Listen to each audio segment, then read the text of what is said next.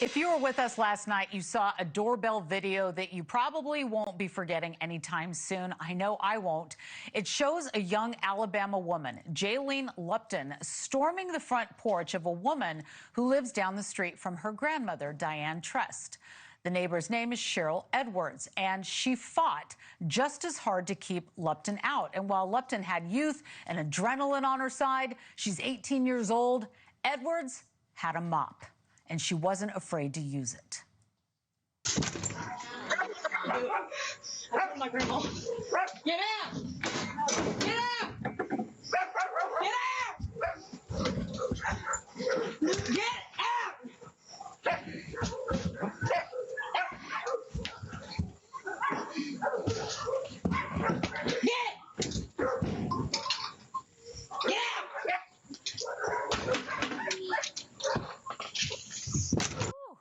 That was something.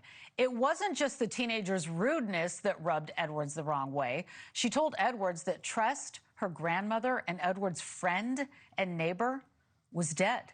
And she, Jaylene Lupton, had killed her. She apparently wanted Edwards' car keys to make her get away. And the teen did not, in fact, get away. And today, she stood in a county courtroom pleading not guilty to murder and burglary. Trust, the victim, appeared to have been beaten to death with a mallet.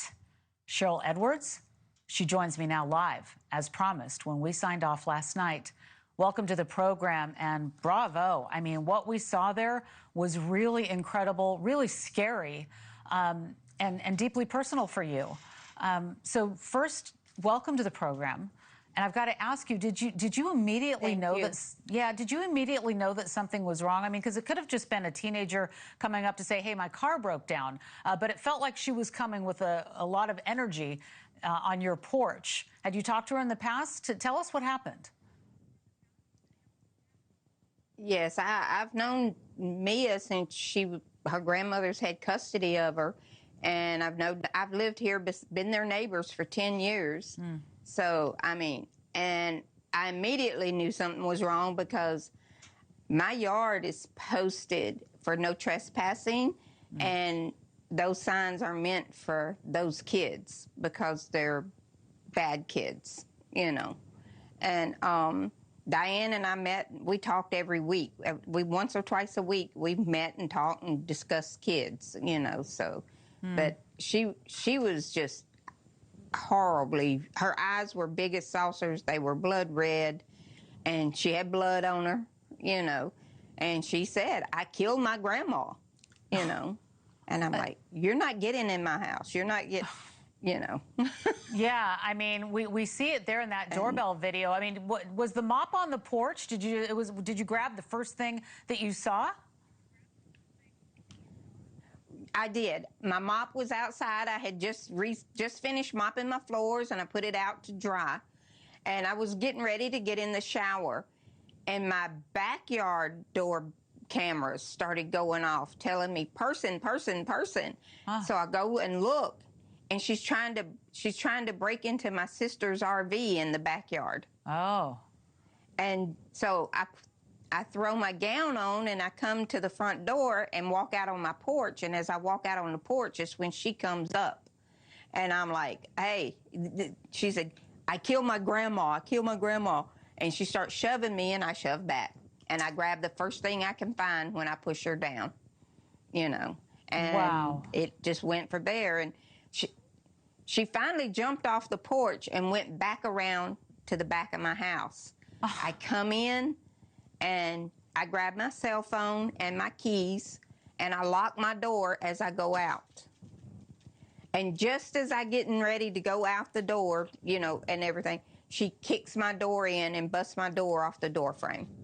And then I continue outside to go get my sister to come help me, you know. Wow, we can see it there. That's her trying to bust through the door.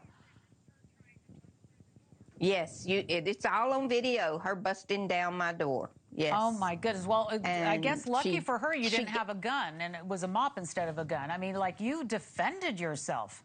Well, right. I do have a gun, but it was locked up in my safe because my granddaughter was here, you know. You know, And I'm go like, ahead. no, this ain't happening. I said, Wow. this ain't happening. You're not getting in here. She did get inside my house, but she did not get anything. Oh, You know, man. and she run down the driveway, and she almost got hit by a vehicle. And I stopped the vehicle, and I said, I was screaming, I need your help. Stop, please. I need your help. She killed Diane.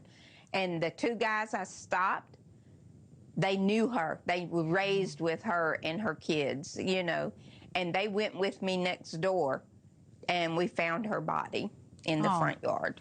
Oh, Cheryl, I'm so sorry. Yes. You had mentioned that her eyes were as big as saucers. So that might indicate, I mean, did you feel like she was just on adrenaline? Was she on something? Did she do drugs, or did you think she was on drugs? She just graduated high school in May. And there's a picture of her and her grandmother together with her in her cap and gown. Oh. And her grandmother looked at me and she said, this is my saving grace of all my grandkids and my kids. She doesn't do drugs, and she is graduated, and she's doing very well. She was a beautiful young lady. And then in a matter of 2 months, it had to be drugs. That's the only thing I can say, explain how she changed from one decent person to the type of person she was Saturday. Cheryl, I mean, it was horrible. This looks horrible. First of all, I'm so glad that you're okay. You said that you went and found your friend and neighbor. You're the one that found the body, and we understand from police records that she was killed with a mallet. I just can't even imagine what that was like for you. Correct. After you had that encounter. Any idea of the problems that, I mean, if the grandmother said that she's my saving grace, she was so proud of her, things were on the up and up. Do you have any idea what could have happened other than drugs? I mean, did they have any arguments? Was there, you know, was she getting kicked out of the house? Was there anything at all? Well, she wasn't getting kicked out of the house. I mean, Diane never told me she was kicking her out of the house. There was problems with other grandkids and her daughters. You know, I mean, Jalen's mother is in the same jail she's in. Oh, okay. So, I mean, you know, so. We've got that. Well, I mean, it was just a constant battle. Okay, and Cheryl, before I let you go, we have to ask you, how are you holding up? How are you doing? Because my heart is racing watching this video right now. I didn't sleep for several nights. Yeah. I mean, I was scared to go to sleep, but I got my door fixed, and that made it better. I got me a new security lock. My son shipped me a new lock to use on my door. And so, you know, that makes me feel better. But then, you know, my nerves are starting to calm down. My bruises are going away, you know. But, Yeah. I mean, and I've talked to Diane's brother and her sister, and, you know, and they're all like, we're just glad you're okay, and she Sure. didn't hurt you any worse than she did. Absolutely. And lastly, if it was an experience. Yeah, that's for sure, Cheryl. And lastly, you mentioned that you lived next door to your friend for 10 years and that you talked twice a week. Anything else you want to tell us about your friend who has passed away in this terrible way? Diane, those kids meant the world to Diane. She bent over backwards for them. I mean, her children were troubled, yes, but she would give them everything she had. This was so uncalled for. I mean, there was no reason for her to hurt her grandmother like this. I mean, she gave her everything, you know, and it's so sad. I mean, it is very sad, and it's very tragic, and we hope that justice is served here. We want to thank you very much, Cheryl Edwards. We're glad you're okay. We're glad you had that mop on your front porch. Cheryl, thank you very much. Thank you. Have a good evening. Thank you for watching. Subscribe below and download our NewsNation app right now on your phone, and you will get fact-based, unbiased news for all Americans.